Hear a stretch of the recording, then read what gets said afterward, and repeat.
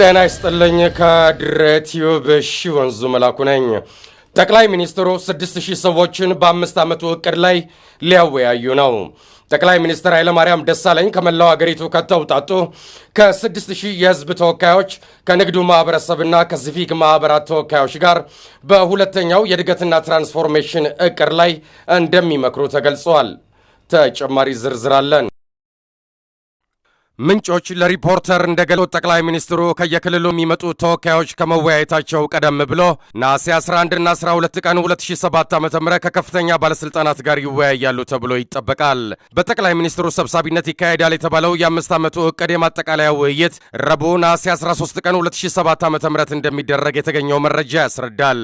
በዚህ ውይይት ላይ የተለያዩ ተሳታፊዎችና የግሉን ዘርፍ የሚወክሉ አካላት ይገኛሉ ተብሎ የሚጠበቅ እንደሆነም ምንጮች አስረድተዋል። የውይይቱ ዋነኛ አጀንዳ በሁለተኛው የእድገትና ትራንስፎርሜሽን እቅድ አተገባበር ላይ ያተኮረ እንደሚሆን ተጠቁሟል።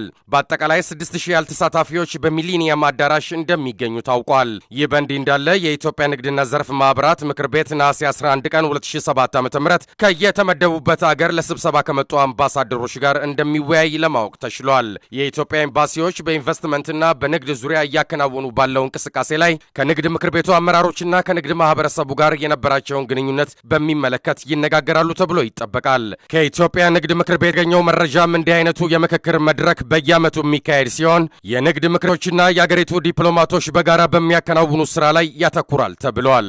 ዘገባው የሪፖርተር ጋዜጣ ነው።